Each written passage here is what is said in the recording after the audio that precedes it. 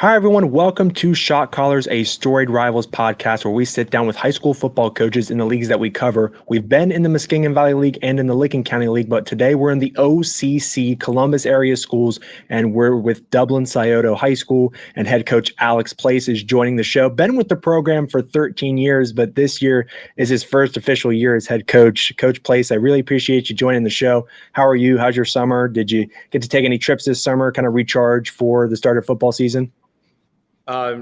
Yeah, my family and we went down to Florida at the beginning of the summer, and then the rest of the summer has been pretty much dedicated to football, though. So we're ready to go. We're hitting the ground running here at Scioto.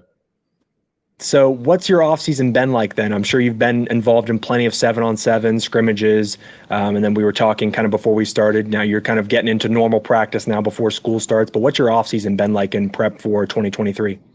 Yeah, starting in June, we have our lifting days and conditioning days. One of the things that we've really gotten into here, though, is June is pretty much for the players. We have so many kids going to camps. We have plenty of multi-sport athletes that we want to make sure that they have their time in all of their sports as well. And then once we hit July, though, July's for us. So July, we did a couple 7-on-7s.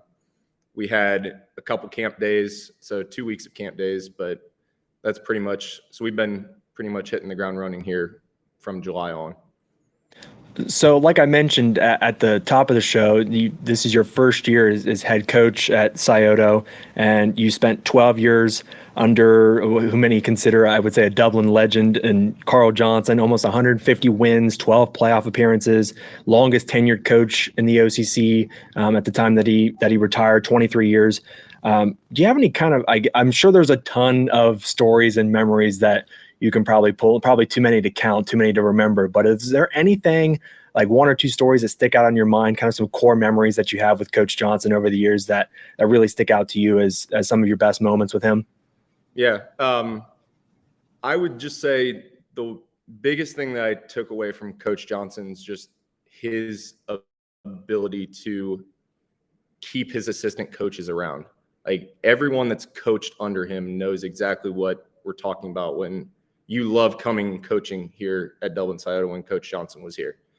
We had plenty of people that are still on staff now that every single day that we got to coach with Coach Johnson was a fantastic time.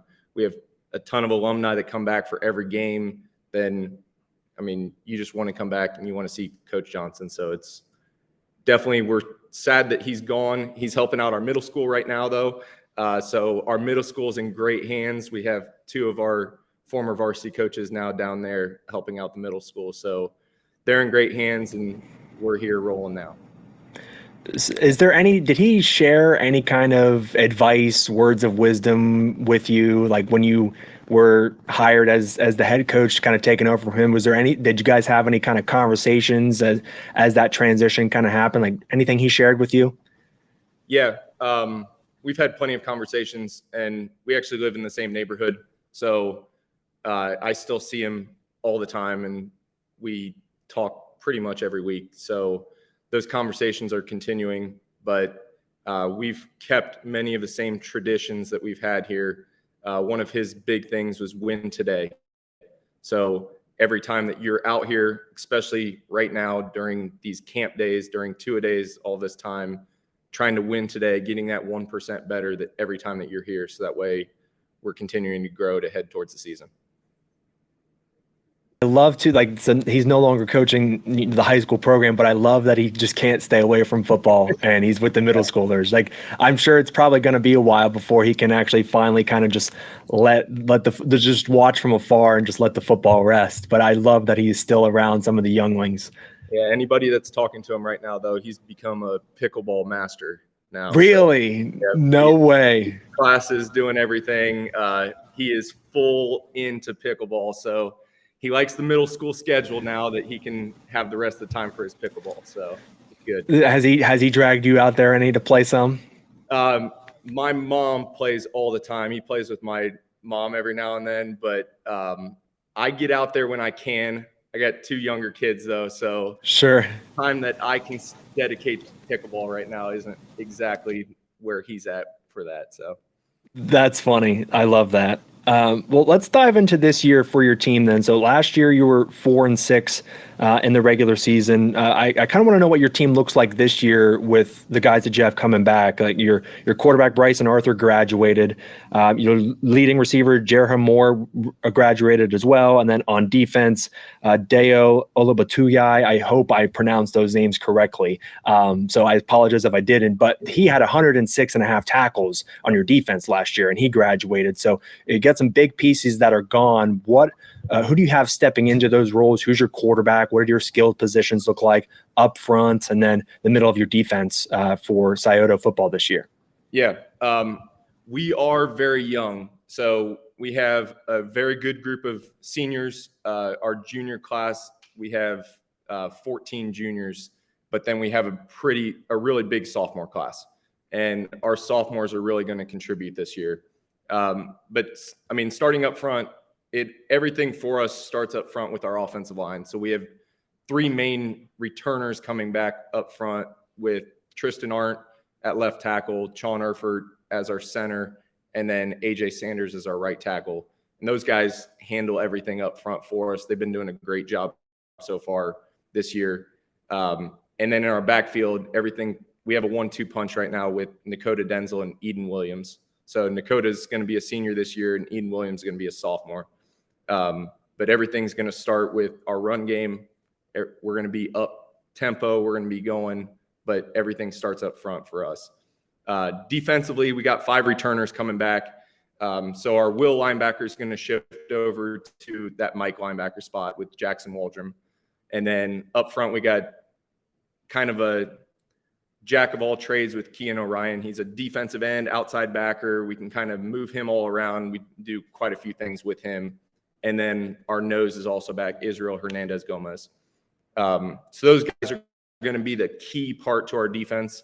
And then at corner, our returning corner too, Javez Thompson is back this year. So we got pieces back, but we are definitely filling in a lot of things that we're doing right now with some sophomores and some underclassmen that don't necessarily have the experience on Friday nights, but we're getting those up-tempo reps during practice to get them ready for week 1. So I'm fascinated whenever I hear a coach talk about playing fast and up tempo. I'm fascinated by kind of just how you go about that, the schematics of it, like what you like to run, but then also like during the summer, is there a lot of conditioning that you do with your guys to kind of get them to be able to play fast? Because I'm sure you're probably not subbing guys in and out all that often when you play super fast. If you're trying to get plays off every 15 to 20 seconds, I mean, what does that look like for you? Because I'm sure it's pretty challenging, especially if you've got some younger guys that are going to be asked to play some more series this year. Yep. Conditioning wise, all of our conditioning, a large majority of our conditioning is done during practice. We actually had, it's been a little while ago, but we had a receiver wear a Fitbit to practice one of the times, and we were actually able to get in 7 miles of running during practice time. So with how much we do during practice, with how fast we're trying to go during practice, we're actually getting a ton of those reps done during that practice time. And we can get it all done within under 2 hours too. So we're trying to do it during practice. We're simulating it with the reps that we're taking during practice. And then also with our lifting techniques and things that we're doing agility wise, just continues those reps for us. 7 miles, man. That's pretty crazy to get all that in a 2-hour practice. That's Exactly. fun. So I guess kind of piggybacking on this up-tempo style of offense, like do your guys on offense wear kind of wristbands? Like, are you yelling stuff from the sidelines? Is there signs that you're putting up that communicate what the next play is? Like, how does that communication work with your guys? Is your quarterback have a wristband on, and as soon as he sees a sign come, he's just yelling stuff out immediately? Like, what is the communication from the sideline to the quarterback to then the rest of your guys on your offense to get a play off in 15, 20 seconds? Yeah. We have a few different ways that we can get plays in even faster than we normally do, but everything's hand signals for us. So it starts with our hand signals for the formation. And as soon as we see that first thing, receivers, line, everyone's supposed to be flying up to the ball, getting set. And then from there, we can do our shifts, we can do all the other things, but everyone should be sprinting to the line, getting set, and then we're finding that play. And then once that play is done, our quarterback, Jack McKee's, we're going. So that's kind of everything's hand signals, though. He doesn't have a wristband. We don't believe in that. We can do everything with hand signals. So we're flying.